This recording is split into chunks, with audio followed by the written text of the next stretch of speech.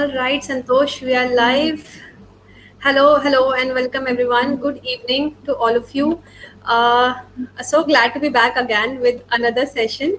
I hope everyone is doing well and staying safe and having a lovely weekend, spending time with their family. If you can hear me, let us know where you're joining us from in the chat. Just tell us a bit about yourself and where you're joining us from. Would love to know that.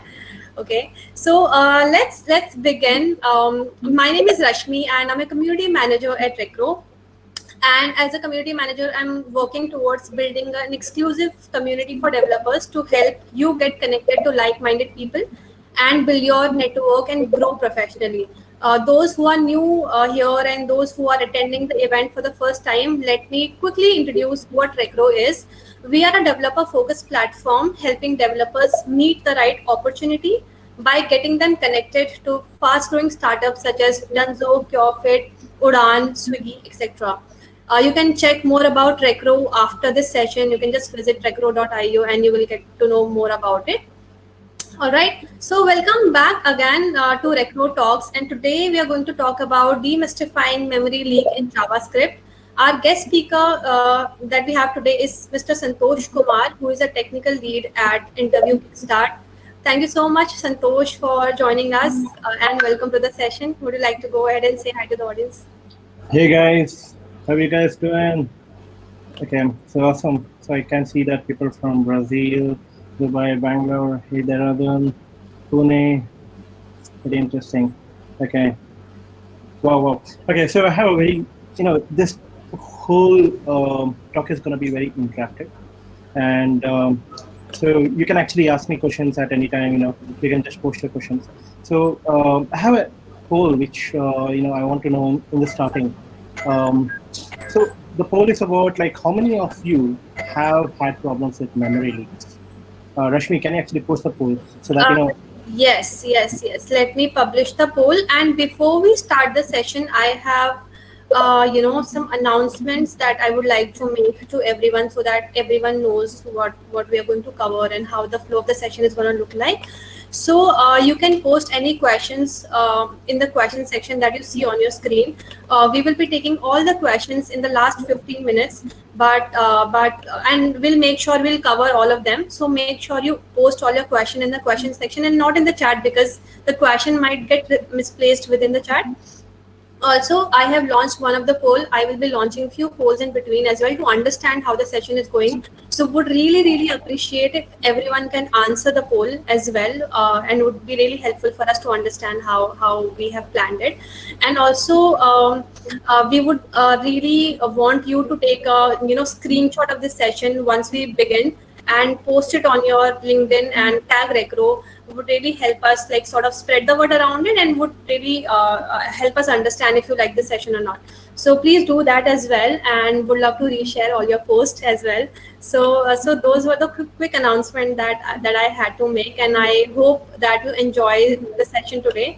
So let's begin. Santosh, over to you. Okay, thank you. So is the poll done? I mean, can we close the poll? Yeah, so is the poll done? And in the poll section, 52% have said yes and 49 said no. I think it's kind of equal. Okay, nice. So let me share my document one second. By the way, so I'm just a developer, so I don't focus more on a presentation. I focus more on the quality. So I hope this actually works out good. So it's more about the knowledge that is coming here. Absolutely. I think at the end of the day, that is what matters. The value that we are providing out of the session is important. Yeah. Aesthetically, we can let go that part. That's good. Give me a minute. I'm just playing this one. All right. Okay. Awesome. So demystifying memory leaks in JavaScript. So I work in a company called Interview Kickstart. So Interview Kickstart is about helping people how to crack fan companies. So I'm a technical lead over there. So basically, I'm just leading all the front end, what's going on and out in the Interview Kickstart. It's a growing startup. You should have a check on that. So I have been in a startup industry for more than 8 years now, and been helping the community is open source and more like a free software, community over there. So that's pretty much me, and I live in Bangalore, by the way. So yeah, um, let's go to the next part. So the whole talk that we are going to do about is about understanding memories, and basically when we say that, okay, what happens in when we talk about memory itself, what is memory, and how is memory management done in JavaScript. And the whole idea about this talk is going to be revolving around a bit more into Chrome, like a V8 engine. So you can generalize a bit. I assume that most of you are, yeah, have used Chrome, right? A majority of you guys, and being a front-end developer. And so next thing is like basically when the memory leak happens, and like what can you do? How can you detect memory leak? And does it even matter? I mean, should you even be bothered about memory leaks? So another question, and then later will be understanding about a few of the codes I'll show you, like what happens during a memory leak, like what code actually causes a memory leak, and how can you solve it, like a very generic problem. So this is the whole talk about. And at any point, if you think that I'm going too fast or slow, just let me know, and I'll pause over there. So okay, now this is the core of JavaScript. I assume every single person might have heard about it, like an event loop that we talk about. And you might have seen a lot of crazy videos, like people talking about event loop, how buffer overflow happens. Like this event loop is pretty much like a heart of JavaScript. You have to understand like how every code execution happens, when the code goes to the queues and goes out of the stack, and what is in a heap. So I'm not going into event loop at all here. I'm just going to start with like, okay, this is, I assume that you guys know about event loop, but the next part, which I'm going to focus a lot in this session, is about heap memory. So what we know right now, event loop, if I have to give an analogy to you, it's more like in a human body, if you say that, hearts and lungs kind of thing, we are in that kind of level. But, we are going to go a bit more into cellular level, more like understanding about how memory is being allocated in heap, what happens, within a heap, how does garbage collection work, so going into that kind of detail. Okay, so going into the memory of, basically this is the heap memory which I'm talking about. Now, just curious, has anyone here, because it has to be very interactive, I'm just curious, like has anyone here has seen this kind of diagram, heap diagram? You can just post it over there, like yes, because no, leave the no part. if you can say just yes over there, that would be great. Okay. All Guys, right. you can reply to the chat. Yeah. All right. Okay. Thank you for the being very interactive. So what I'm going to talk to you about here is, so we have seen, okay, we know that stack is very structured. We have memory allocation that comes in one above the other, data, basically like things pile up in the stack. It is very structured. And when heap, you actually think about it, it's like a glob of memory. It's like a pretty huge, no, it's more like a black hole over there. And when we want to, okay, so when we want to actually understand about what happens within heap, so this is pretty much the diagram. This is the V8 engine, and I assume V8 is the basically JavaScript engine that actually helps how the browser rendering and JavaScript compilation, everything happens.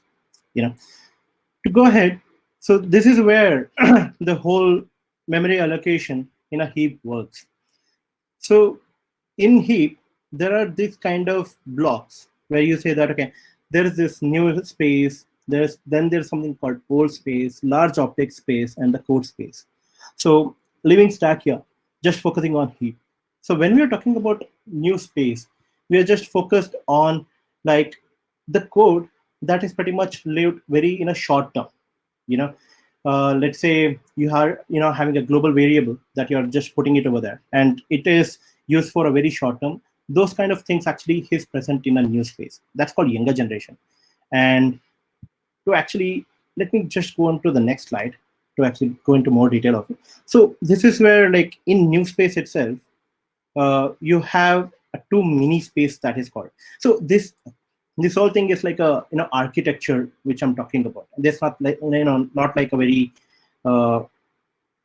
okay. So when I'm talking about new space, it's like you have two mini spaces, and all these things is like, assume that you're building some architecture of memory spaces and like a data structure.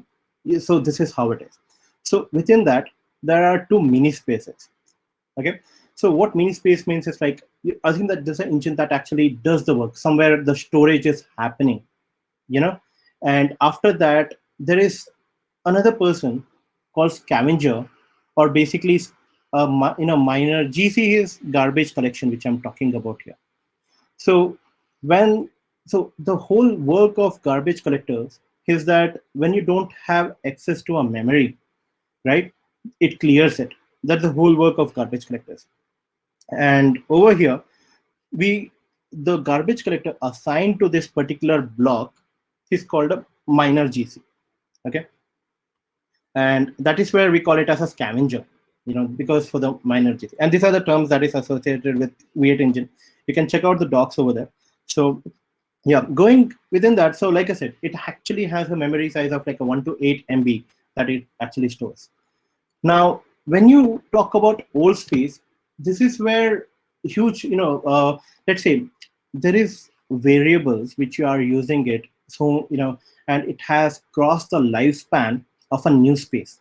Okay, and it has, when you actually have a data that has lived longer enough, that goes into this older generation. Does that make sense to you guys?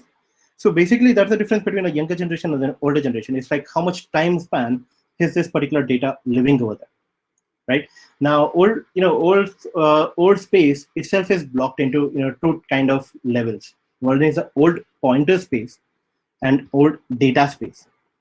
So actually, before I go into this, I want to actually talk to you about more of a memory.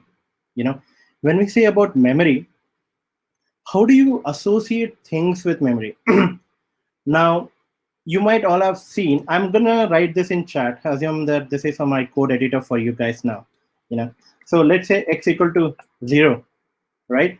Now, I have a reference that, okay, now somewhere x value is 0. Okay, now when I do x equal to x, sorry, y equal to x, something like that. So I'm having a reference here that, okay, so there is this particular value that I know of. Getting my point? So this is where the whole memory collection works. So when you have a reference, when you have a pointer to anything, right? So that is where you can actually have a data space allocated. And when you don't have any references to a variable, that is pretty much termed as a detached elements, which I'll be talking about in a practical example, like how these things work. So that's like a detached space. So when a variable doesn't have any reference, that is when this garbage collector, like a police, comes over there and just cleans the whole stuff, and all the spaces will be going back to the memory. So going back to the old pointer space and old data space. So old pointer space is more like when you have some pointers, like there are these objects, when it actually marks another object. So that is where there's like a pointer way it works. If a pointer is like any old variable, if it is having a reference to another pointer, so that's the whole thing about it. It's like pretty confusing, I know. So it's like a old pointer space is annotated to that like that. So the difference between old data space and old pointer space is more about what kind of data structure is being stored in this. So basically, in old data space, you can actually have this, huge amount of strings, or let's say array of like unboxed spaces kind of thing. So those all values actually get stored in the old data space. So going back to the next part, so which I was talking about is the major GC. This is the algorithm that actually works in the old space. So idea is here. Okay, let me try to play this. Okay. Okay, the interesting. Okay, this is like a nice GIF. I try to do it. So how this works is, now you can see that GC root is over there. So root is basically the god of all. Like this is where your whole optimization like algorithm starts. Like if I want to find out what and all, I don't have a reference to. This is where the thing starts. It's like a binary tree, assume it.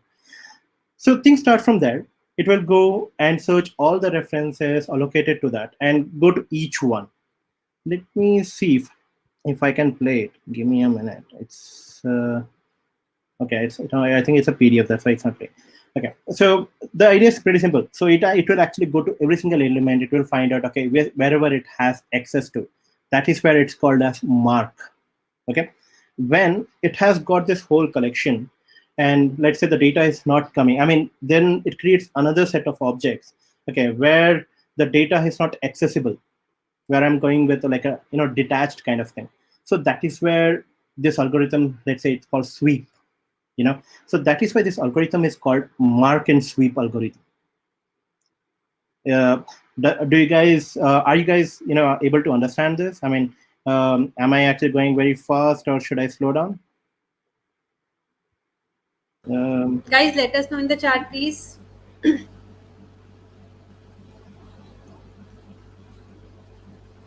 Okay, sounds good. So thank you. So basically, this is the whole idea, all the examples like in the end. So I'll just cover the basic theory as soon as possible, so that the fun part is in the end. And so yeah, so it will actually remove all it will clear the memory via mark and sweep. Going back to our code now, let's say you want to have this code compilation of the JavaScript or whatever, all these things that actually goes into code space, you know and code space has, you might have heard this like a just-in-time compiler. So this is more of a V8 engine that has introduced over there, saying that when you actually compile the code and how efficiently it has to get stored, basically a huge amount of chunk of code actually is available over here. So code spaces are pretty much about it. Like even the large object space and code object space, there's not much difference, but it's only about how much memory an object has. And the lifetime of large object space is pretty high. And so again, this is all our theory part. So I'll actually go to the coding part. So okay, so basically, when does a memory leak happen?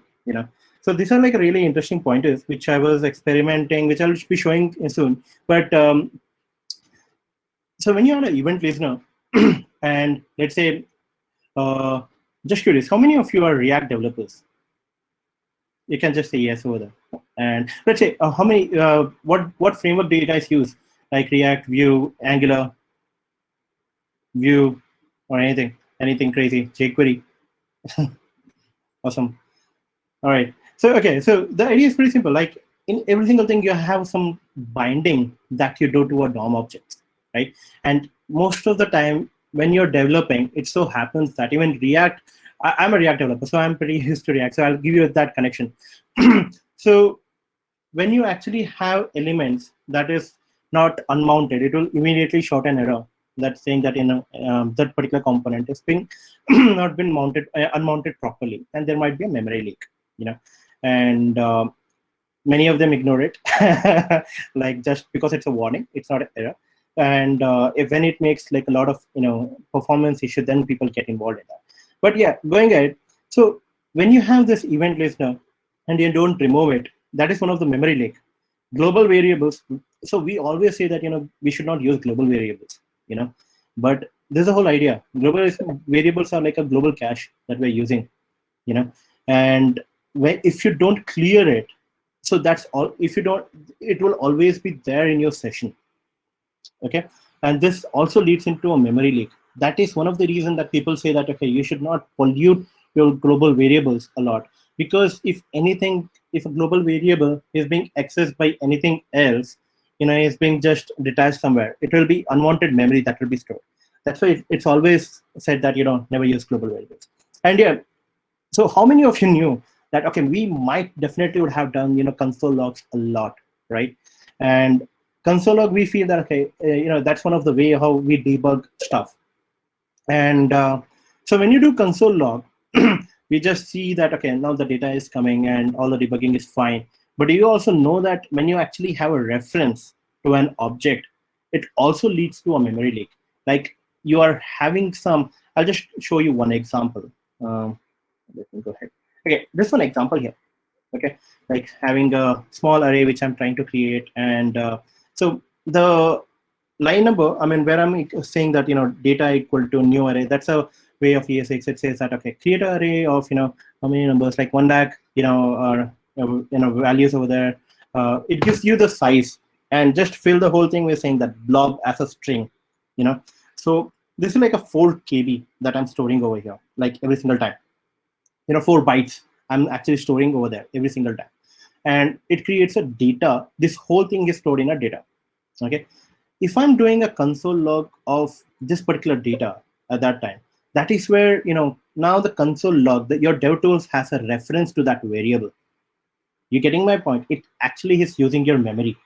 Try to use this a lot, like try to create multiple data and just try to push a lot of put a lot of data and try to see in the console of what happens. You'll actually face a memory issue later.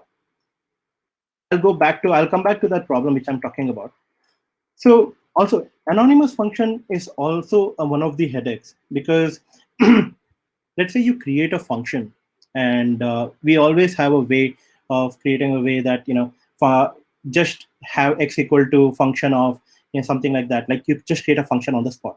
So anonymous function is also a dangerous way of coding. It's more like a lambda that we call it, right? And anonymous function leads to a memory leak. If it doesn't have a reference to it, it actually, I mean, for a very small data manipulation, it doesn't matter. But when you're doing a lot of heavy calculations within an anonymous function, then it's going to be a more of a pain.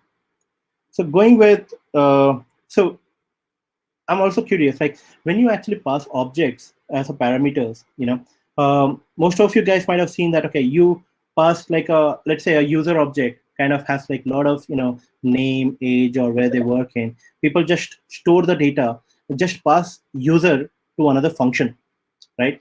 It's always good that you pass what value that you want to use in the function, rather than the whole object that you want to use. So, and memory leak is not via, what do we say, your language or something. It's always by your logic that happens. So memory leak is always via, I mean, like it might be good for you. It might, if you have done, but it could be a reason that memory leak happens. It's always via your code logic that actually comes out of it. So there's no other reason. Now, the tools that commonly which I am familiar with is Chrome DevTools, which I use. And again, I have a question: how many of you guys have not used Chrome DevTools memory?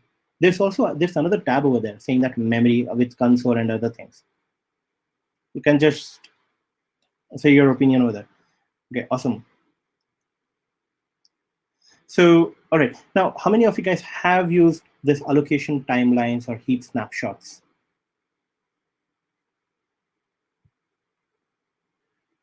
Okay, looks like a lot of people are just pretty much new to it. And okay, so there are a lot of people saying yes, that sounds good. Okay, now I'll be going to each one of this, like how these things work, to actually make you understand this particular part. Give me a second. All right, so there are in memory, there are these 3 particular tools that actually helps you a lot in your memory leak identification. So let me go to that. Okay, first going by this code. Do you think that there is any memory leak here?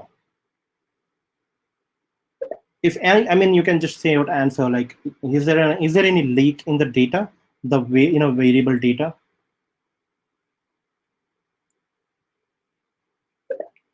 Exactly. So right now, since data is not used anywhere, so there is no leak at all. So when might a leak happen? I mean, and also there is another function, say hi, right? Even that doesn't have any leak, because okay, data is created over there. It's not used. It's not referenced. It's cleared. That's good. Now it's the same thing with the say hi function. It's created, and like exactly, it's a locally scoped. And when you create it, it's used over there and cleared immediately. Now, what do you think about this? Does this make any difference?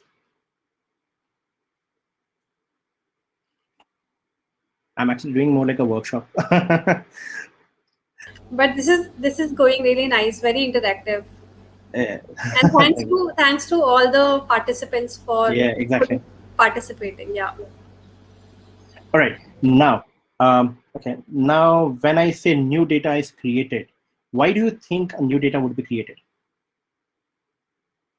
So, okay, over here, what happens here is it goes exactly with the previous example here. The only change here is that data is created. It's not used anywhere. So when I'm taking a heap snapshot of, when I'm trying to analyze this particular data, it will not have data memory will not be taken. It's just that the say hi, because say hi within the new data, that particular function is used as a callback. That is where it has a reference to it. That is the only part where the memory will be allocated. I'll show you how this happens. Now, with this particular example, this actually consumes everything. Now, when I told you in the starting, console log when you try to do, and it actually has a reference when you try to, now I'm actually having a reference to the, variable that I had declared, and I'm using it over here. This is where a memory leak is happening. I mean, if you want to, basically memory leak is something that, okay, data is available public. If you want to use this data in future somewhere, well and good. But if you don't want this particular data, that's more like, that's called memory leak. That's pretty much the detail about it. So let me actually, this is the whole theory part which I was talking about. Let me actually go to the live problem, which I'm going to show you.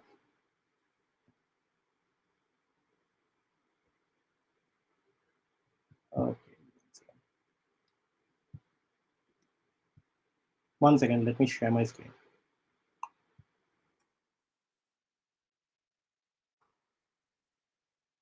Okay.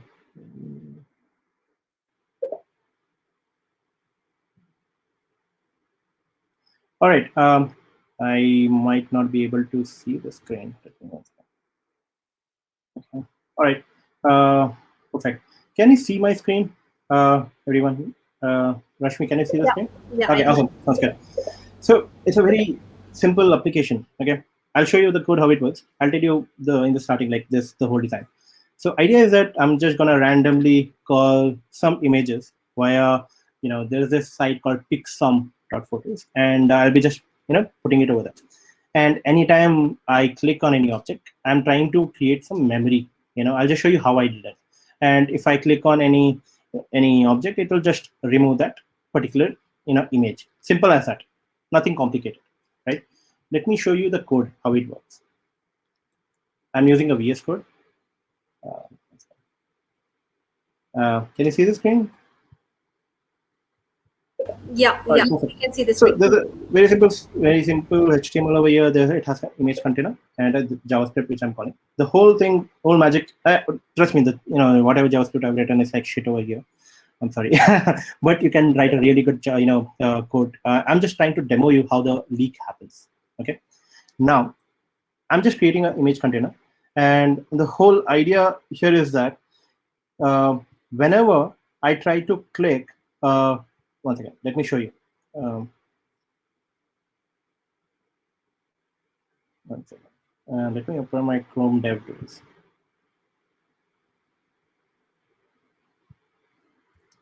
If the font is too small, let me know. Is the font fine? No, not very visible. If you can increase the font size. Is it better now? Yeah.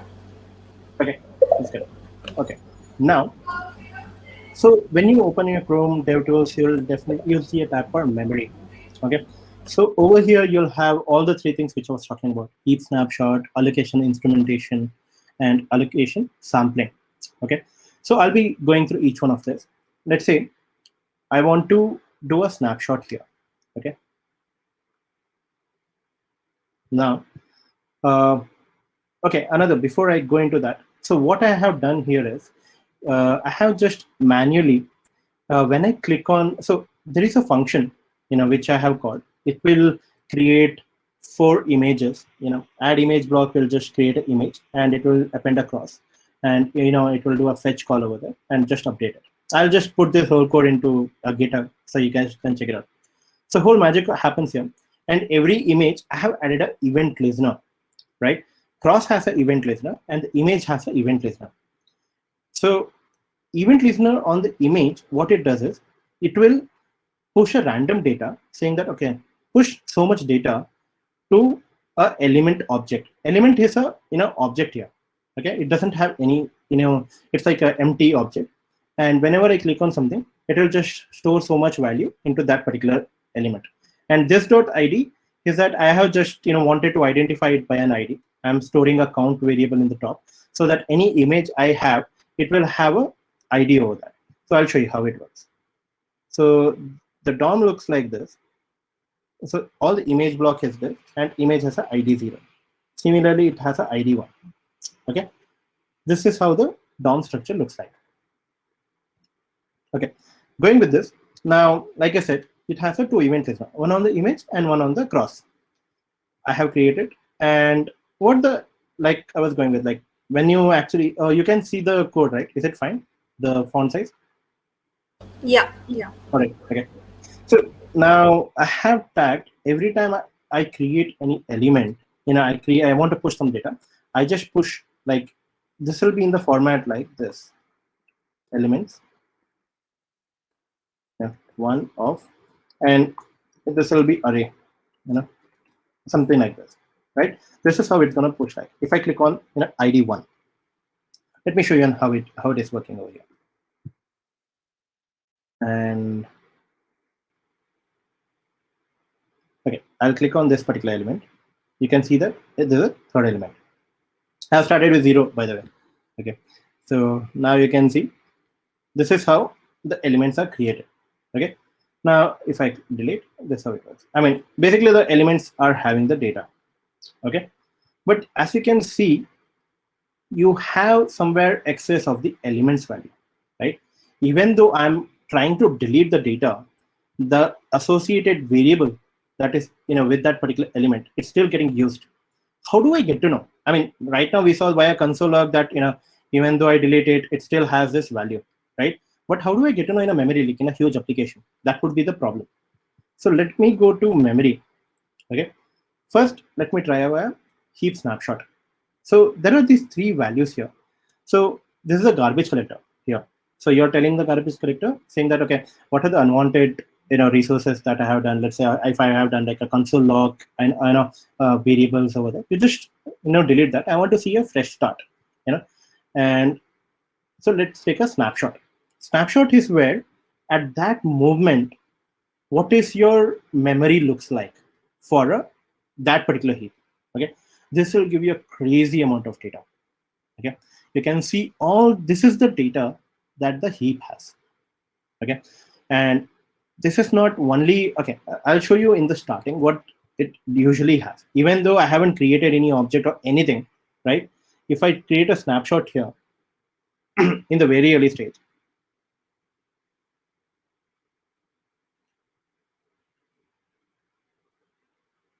okay, now you can see here that there are a lot of objects getting created, and you can also see here that when Chrome extension takes a part of your memory in a tab, especially React Devtools. You'll actually find out that how much memory it eventually quickly pours all the time. So there are like a lot of variables there. So what we focus on, the array. It's very difficult to understand like what is happening here. So it's pretty much like a binary code. Like if I have to see like some matrix kind of thing, this will be how it is. You can't actually understand. So let's not go deep into that. So this is pretty much to understand, okay, where your memory is. Let's say if you want to search via string, you can do over here, like elements kind of thing. So I haven't created anything, so that's why there's nothing stored.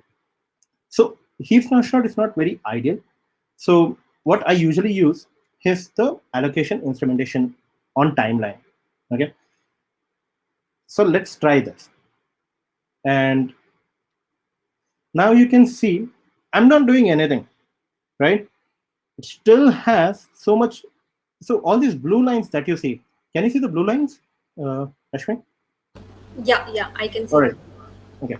So this blue line that comes is what is called memory used. Okay. And all this gray is a garbage collector. Whatever is assigned is actually getting released back to the memory. And can anyone guess why is this happening? Why I'm not doing anything, but still there's so much memory leak happening. You can see that, okay, there's a memory leak here. Can anyone guess? I mean, that would be great. Yes, people are typing in the chat. No, I haven't created any objects yet. I just refreshed it. Objects will get created when I click on the event. I haven't clicked on any event yet. No, no, not the event business also. Let's see, anyone. Nope, not that also. Do you think it will always pull, event listeners will always pull here? No, that's not the thing. Okay, I'll actually make it more easy for you guys. Let me refresh it, and let me actually show you how this works.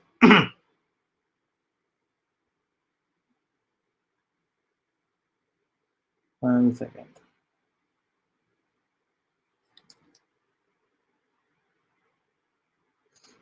All right, so now you'll actually understand why this is happening. Let me close it here.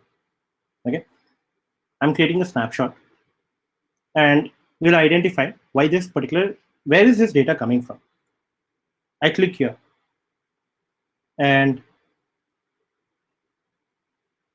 as you click here, you'll try to get this objects that is getting assigned. Okay.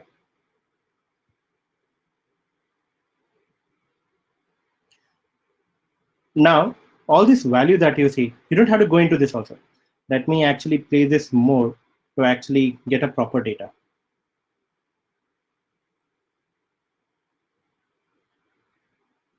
All right.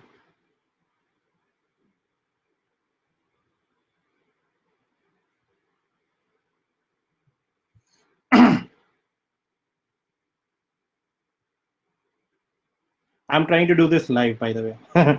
So I'm just experimenting with you guys.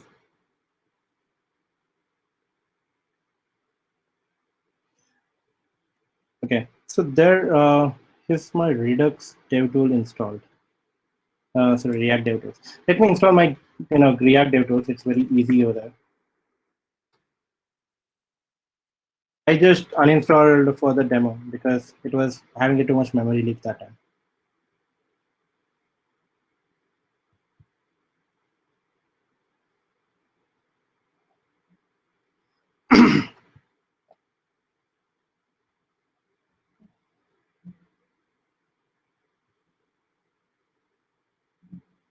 All right, React DevTools is installed, and let me manage this. Let me say that I want to execute this in only in incognito also. Okay, and let's go back and let me open this in incognito.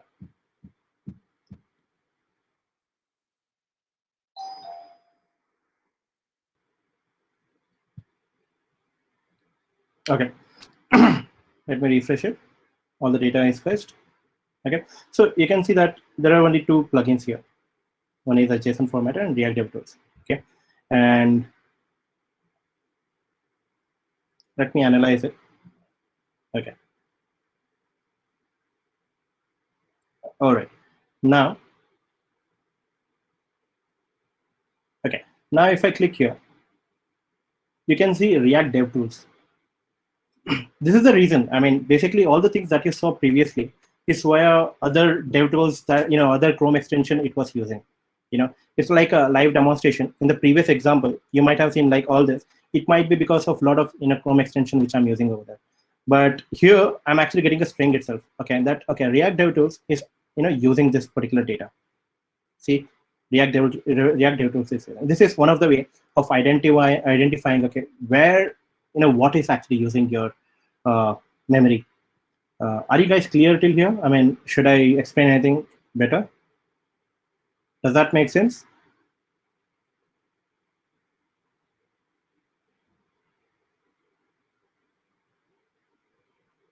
All right. Okay. I'll actually go to the root cause of everything. So like what actually happens. So I mean, basically, leave the Chrome extension part. What I'm trying to say here is that if I remove Chrome extension here, okay. Now let me try to start recording it again. But you can still see that there is some memory leak that is happening, right? So this is the anomaly here. This is always weird, I feel. So you see, React DevTools is still using it because it's still in the reference that's getting used in this particular thing. Let me refresh this whole page and let me open it over here as another React DevTool. And let me do a memory compilation now. Now, as you can see, I haven't done anything. It's very clean. There's no data is getting used. And all the things are like you said previously that, there are like a lot of event listeners which I have assigned kind of stuff, right? It's not that. It's always because of the, Chrome extension that you use. That's why that's very important that you know what you are actually using it. Okay, let's not go into that. Let's understand our main problem that we were trying to solve. Okay. Now, within the memory, let me clear this. Let me start again. And we started doing this. Like when we click on this, you can see that, okay, there's a memory associated to it, right? Now, in the console, you can see that, okay, I have created this particular memory here. Similarly, let me try here. I'll click here, and let me stop it. Okay, so you can highlight this, and now you can understand, okay, so there is this memory that is getting used, right? Allocation stack, I'll actually go back to what is allocation stack and, retainers here. Let me just highlight this whole thing.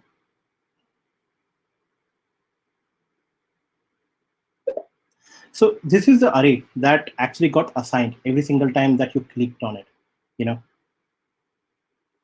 If our code is properly developed, still memory leak will be occurred due to. Yes, I mean, so exchange. So when you are asking that if your code is, very proper, and so it's always sometimes, when it happens that, okay, things are good over here, but in incognito everything works really good, but not in over here. It's because of this cache. Sometimes it happens via Chrome extension. I'm not saying that don't use Chrome extension. I'm just saying that, okay, take it as a factor that sometimes memory leak happens, but you'll understand when there's like a huge memory leak, right? You'll actually get a fluctuation like this, the way you can see. And so let me actually show you basically what I'm trying to say here. That okay, so this is the data that I have collected, and okay, one second.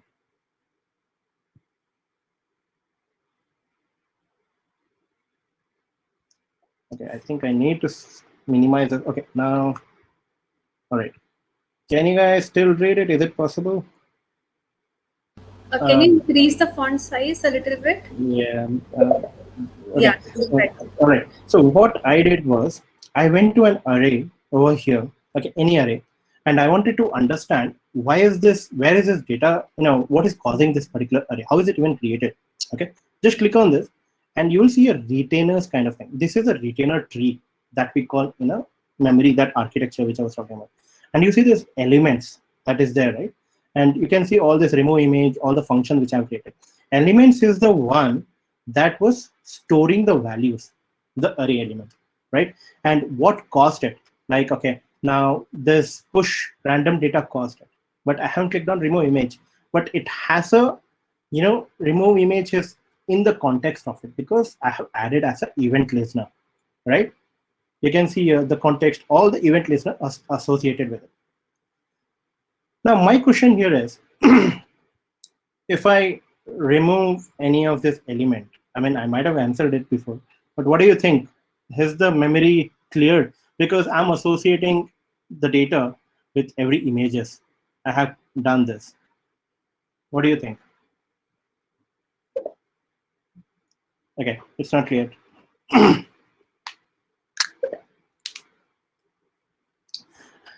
Actually, exactly. Because elements was a completely separate, even though, I mean, so I'm trying, I want you guys to, associate it with your, real-time things. Like this actually applies in lazy loading of images, like an infinite loading of the images that you do. So it goes in that particular scenario. Now, as you can see, let me show you when I delete it, what happens. I'll create another snapshot. Okay. I'll click on this, click on this. Now, when I click on this particular cross button, right, nothing is getting cleared. As you can see, memory is still there, right? And one of the interesting thing is you can actually compare the memories. So let's say I want to, I mean, you can do that in heap memory. Like I'll show you that later. But now, as you can see, okay, there was no change here. All the things was exactly how it was before. This was triggering. Elements was coming over there. Now let's do this. You can see that I'm trying to add a image.remove. Sorry. Okay. Now, what I do here is I'm trying to see, this is a code which I've written so that, I click on the image, it will remove the previous, it will get that element that basically I'm trying to get an image element that is associated to it. And I remove the DOM element, right? And I haven't deleted that particular object at all, which is there. So let me try this. I'll say that, elements. And let's say I want to delete that particular image ID. Like this. So what happens there is that anytime I click on image, image has to be deleted. I'm trying to delete the related array elements. I'm trying to manipulate that, trying to clear it. Okay, going here. Let's try doing it now. I'm using a live server, so if I'm trying to do it here, I click on it, and let's say I click on it. Now you can see all this image was deleted.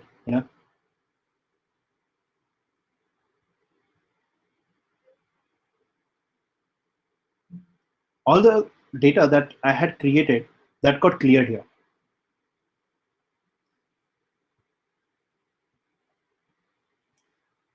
So I mean, basically all the I think there might be some image which I might have left off.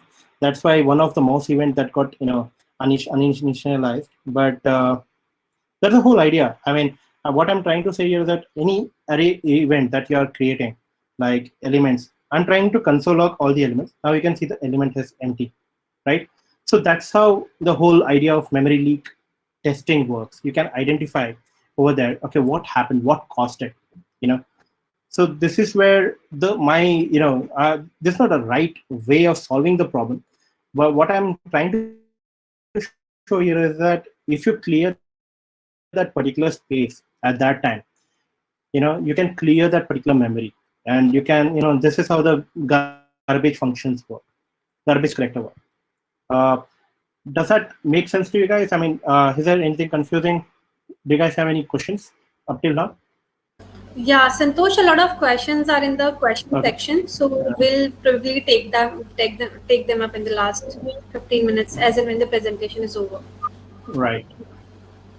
All right. Okay. Oh, there's a question tab also. My whole thing is getting slowed because of that. Yes, and in the meantime, let me tell you about the exclusive community that we have created for developers. So we have a Slack community wherein a lot of developers connect with each other and talk to each other. So the link is shared in the chat with by my team member Tarun. So after this session, you can be a part of this community and say hi. Santosh, you're back. Okay. Yeah. I'm sorry. I was doing a lot of profiling kind of stuff, and it actually crashed here. No, no worries. Okay. This is what happens via memory leak. It's a live demonstration of how things can mess up. And yeah. So I'll actually go via the questions. If you pass whole object from parent to child via props, will there be memory?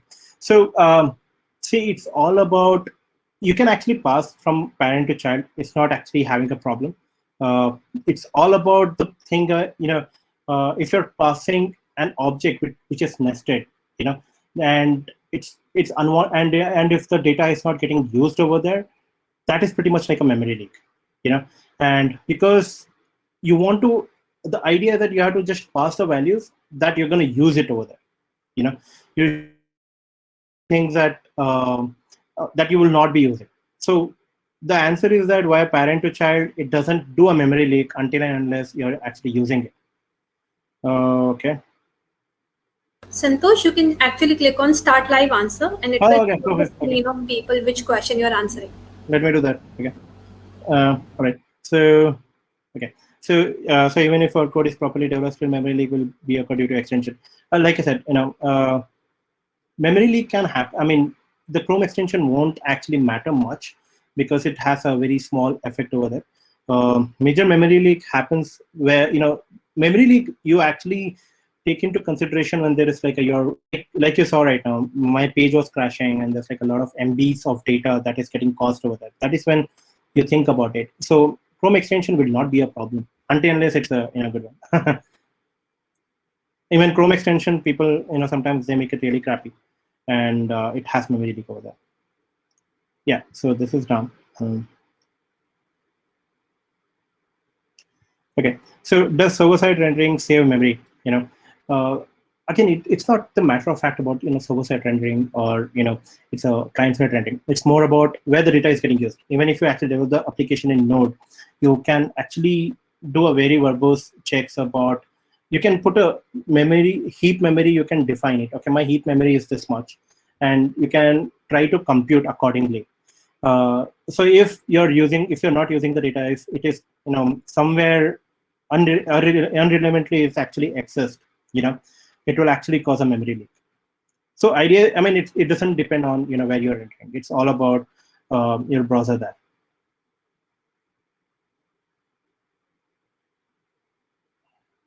Okay, so if you have GC, then why does memory leak happen? That's a very good question.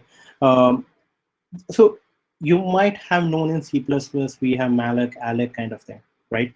And with with GC is we talk about the garbage collectors here, and what happens here is there are two types of garbage collector which I defined. One is a minor, one is a major, like a sweep. So a lot of times it so happens that the garbage collectors are not able to collect the data. Even though it assumes that okay, that data is still getting used by you. Like see, without if you have coded in such a way technically, like console log of which I showed you of a data that time, I'm actually using it, right? Even though for garbage collector, it will be like, okay, human has told me, this is something which I'm going to use it. It doesn't know that it's waste. It's purely logical. And for us, we think that, okay, console log should not even matter. But it is how the memory leak is happening. It's all via the logical statements, how you write. Vivek, I hope I answered that question. Let me, again, once again. Going back to questions. All right. Okay, awesome. So my whole browser is hanging a lot. I have to do things. Okay, so we have another 5 minutes. I'll just pick few questions, and I'll actually give you my contact also, so that you can reach out to me. And if you have any direct questions about memory leaks or organizations, I wanted to cover a lot of stuff. Basically, how do you do timeline tracing kind of thing. I think we are pretty much there with the time. But that's it. So should I even answer what do you call a memory leak? I think that's explanation. Let's go ahead with answering those. Probably would give a bit clarity to those who did not understand. All right. Okay. How will it be decided whether variables have old space and new space? What are the constraints? Okay. So this is another good question, like old space or new space. Okay. So there is another, what do we call, algorithm that's actually written for that. Are you actually seeing my screen? No, right? No, it's just you. Okay. So okay, basically in the new space there is an algorithm, and for the old space there's an algorithm. For the new space, it actually so the algorithm is called, let me remember. For the old space, it's called map and sweep. For the new space, it's called Cheney's algorithm that you can use, and it's always via. So like I said, map and sweep, mark and sweep works like anything that actually can be referenced, and it will, if things are not referenced, those other things will be collected by memory, right? And that's how the Cheney's algorithm works. And Cheney's algorithm, if it can't, if that algorithm, if that garbage collector, minor garbage collector, is not able to collect that leak, and that particular object which I'm trying to say, then that younger generation object will actually go to the older generation. It has lived long, then it goes to over there. Does that make sense, Naidu? I'll actually share you one link, which actually gives you a very clear understanding about how this actually works. Let me actually post it over here. Give me 1 second. So there is this one interesting article. There's a guy called Deepu who wrote it. So even I referenced it from there. Check it out. So Avishkar, like it actually depends on, yeah, everything pretty much goes in from the new gen and then to the old generation. And it also, and new gen just has a space of 1 to 8 MB that it actually can store. So pretty much that's how the whole workflow is, new generation to the old generation. I'm just picking few so that I think we have like 2 minutes last. Okay, I'll actually answer this particular question: how memory leakage affect application performance.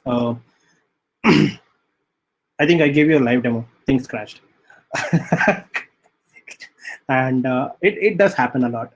So you might use like a lot of third-party libraries that actually which you're not actually using it at all. And say even the third-party libraries when you use, you have to be very careful about what actually you're trying to use. And is it properly written or not? Sometimes even they have the memory leaks. And when actually incorporating like a lot of stuff to get our work done, the web pages crash. And I mean, for development you might not feel much when the thing starts scaling a lot, and when the clients are experiencing very, let's say, low level devices kind of stuff. And that is when you can see page getting slowly rendered, everything is like very slow, that kind of stuff. That would be the thing. All right, so I think that's pretty much there. I hope you like the session which I was talking about. Okay, so do you guys have any other question?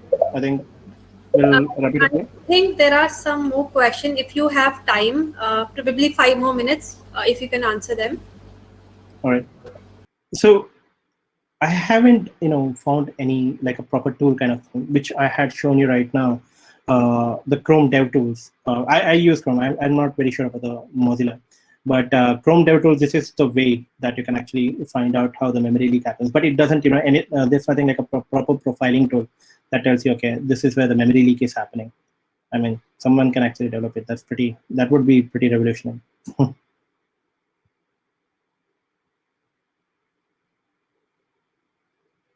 Okay, so I have faced using Redux DevTool page crashes. Disabling the extension will still have the effect memory leak instead of removing it, adding it back. So it's not millions of users actually use Redux DevTool as far as I know, and if things are crashing, then definitely it might be somewhere in your logic of the code that might be crashing, or it might be also how heap memory works is via your RAM that your system is. And if that particular RAM, I mean, it uses your RAM, and if your system is having a very low configuration, and if your logic is actually having a lot of computation done, then it might conflict over there. So that might be the cases where I have seen that having Chrome extension crash stuff. Okay. So with the popularization of JS frameworks, how is the problem of memory leaks handled in them? For instance, React. Also, we're moving forward stricter JS, writing those advanced. Okay, so yes, this actually solves a lot. I mean, to actually solve your problem, the best way is that have a good linting rules. I usually prefer Airbnb linting rules. It actually tells you that, okay, this particular, you should not use console logs, you should not use like variables that you have defined but not used anywhere kind of thing. And is there a hanging event listeners? All these things will be caught via linting rules. So that would be the best. But again, it doesn't depend on which frameworks or a library that you're using. It's all about your logic of the code that you're writing. So people mess up in their logic. That's where the memory leak happens. I mean, you don't have to worry about the framework, or what it does. Yeah, Rashmi, so we are done. I can't hear you. You're muted. I am so sorry about that. So, all right, everyone, that brings us to the end of this wonderful session. Thank you so much, Santosh, for answering all the questions that people have had, and being and showing them the live demo and everything. It was pretty helpful. Guys, I have shared the feedback form in the chat. Would really, really appreciate if you can share your feedback with us and let us know how did you find the session. Also, before I end the session, I have few announcements to make. We have created an exclusive Slack community for developers like yourself to connect with other developers and get the solution of all your problem, any challenge that you're facing at work or anything. You can be a part of the community and get the answers of all your questions. So make sure you join that community. Tarun has already shared the link in the chat. So make sure you join that after the session. Secondly, Recro is hiring talented engineers. We have a lots of opening with us. So make sure you check out our career page to see what works for you and apply. Thirdly, we have it would be, if you want to stay updated with events like this, you can follow us on our social media channels. The link is again in the chat. Tarun has shared the same, and you can stay updated with events like these. And the recording of this session and all the sessions that we have done in the past are on our YouTube channel. Those who missed attending the previous session as well, you can go out and check all the previous events that we have done, and I'm sure it would be pretty helpful for you. And last but not the least, we have you can follow Santosh on LinkedIn. The link is in the chat again. You can connect with him, and if you have more question with respect to memory leak or JavaScript, just ping him up, and I'm sure Santosh would be willing to help you there. So you can connect with him on LinkedIn. And Santosh, I think Vivek has also said that he enjoyed his session. He enjoyed the session, and he wants you to do another session with us. So we would love to have you once again with us. So pretty nice interactive session it was. Thank you once again, everyone, for joining us. Please share the feedback, fill the feedback, and let us know how can we improve. And if you loved the session, do tag us on LinkedIn as well. So that's pretty much it, guys. Let us know what more events we can do for you, and it would be really nice to to bring again Santosh and other speakers for the session. Thank you so much once again for joining us. Have a lovely evening, and I hope to see you guys in the next one. Thank you so much. Rashmi, sorry. Yeah. So can we actually hang around, like, all the participants, like, if anyone wants to stay, so that if they have any, can participants speak here? Like, yes. If anyone wants to join and come on board, just let us know in the chat, and I can invite you on the stage. We can also do that. So I'll be there here another for 5-10 minutes. If you can actually, if you want to join, if you want to. Yeah, that would be pretty fun. That would be fun. Yeah. So if anyone wants to share the stage with Santosh and have any question that we have missed answering, you can just say yes on the chat, and I can bring you on board. Okay, sounds good. Yeah, that's cool.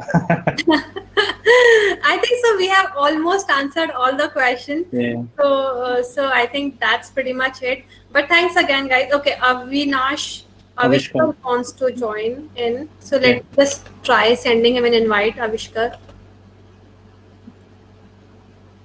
So can we do this, Rashmi? Like, can we actually have this chat, like, backstage chat kind of thing? Is it possible here? Like, have a group of participants coming? Hi, Avishkar. No, so it's just a one-to-one that we can do on this platform. Hi, Avishkar. How are you? Hi, can you guys hear me? We can't hear you, and we can't see you. Hello, can you hear me now? Yeah, we can hear you. There is some problem with my webcam, but I guess I'm audible to you. Yes. Yes. So first of all, thanks for arranging this session. It was very informative. Secondly, my question would be, as Santosh mentioned, he is from a React.js background, and I too am ventured here. So what would the roadmap be for a React.js developer? Someone who has worked with React, Redux, Redux-Fi, Router-Fi. So what should be next? Or how can he improve his overall skill or profile? Okay, that's very interesting question, because even if you ask me how do I rate myself, I always say that I'm like a 7 out of 10 in JavaScript because JavaScript is something that huge. And that said, where I mean, if see, I don't actually, I'm pretty much like a tech agnostic, and if you say that okay, you want to become better, I would suggest understand the internals about how anything works. Let's say now we are using React. How do you know that okay, how does virtual DOM work about mapping stuff, like basically the internals. Let's say if you are the creator of React or a virtual DOM, how do you think, how do you architect stuff, so those kind of stuff. You don't have to depend on which framework or library that I'm using. It would be really good if you see how things are working behind the stage. That is where things like, that's where you go to the god level. Just see how the Redux code is, internals of hooks are, how things are built. And that's a roadmap which I would suggest because I do the same thing. After one point, you keep on developing a web application, you can actually get bored doing all this stuff. So this is where the fun lies. When you get deeper inside, what happens? So in a way, we should be able to maybe write a basic Redux of our own or a basic React of our own. That kind of knowledge. Yeah, something similar. What I'm saying is that you don't have to replicate the stuff. You just have to understand making things better. Like, okay, you can see that, okay, there are a lot of issues in GitHub that is put, and I would try to understand what are the internals working. So it's all about internals about any any JavaScript, or you can see about, let's say one of the interesting questions that recently was asked was, how do you implement arrays from scratch, in JavaScript? Okay. And even though it is like a primitive, what is the alternative to that? So those are the things that it's more like attacking a problem, just going and deep diving into all this stuff. So can you suggest any resources or blogs to look for such kind of information, or is it the official docs only that we should refer? No, there are like a lot of stuff. I mean, at one point, it would be like you are the person who's writing blogs to actually, experiment, because it is more of a research work. After you're working so many things, and now you have understood, okay, all this practical application you have done. That is where now you can actually there are really good books. Say like Kyle Simpson has you don't know JS, and I can actually share a lot of links after this, in the That would be and great. yeah, I'll actually share those because even my this whole talk, which I have given, this has been uh, and it's like pretty much done from 2015 kind of era. This is like I haven't talked anything new, kind of thing, right? So it's the same conversation happening from that kind of place, and you'll find all these blogs, everything. So I'll share all the credits from where I have been reading about it, and I'll also share where you can improve your skills. Yeah, Sure. Thank you, yeah. Santosh. Thank you. Thank you, Rashmi. Thank you, Avishka. So, Santosh, one last question that Yeah, yeah. Vishwa wants to ask, and yes, it's in the chat. He says, "How do you handle memory leak if you go mobile with a PWA?" That's a very good question, Bishwa. So it's always again coming to my original answer. I mean, I will be repeating this. Technology is there, right? Memory leak happens only via your logic of the code, how what you're trying to do, and having a strict rules. That is where I can go with, because when I have worked with memory leaks with a PW kind of application, that is where even I felt that your whole code which is not getting used with like unwanted code, that is what actually causes memory leak. And it might not be the best answer, but this is what I always used to go with, that improve your logic of what you're trying to use, and basically write what is actually getting used, kind of thing. That's where, yeah. I mean, I honestly think this answer is pretty not that acceptable, but yeah. All right, all right. So that was the last question of the session, everyone. Thank you so much once again for joining us. Thank you so much once again, Santosh, for taking out the time and doing this amazing session with us. It was pretty helpful for everyone.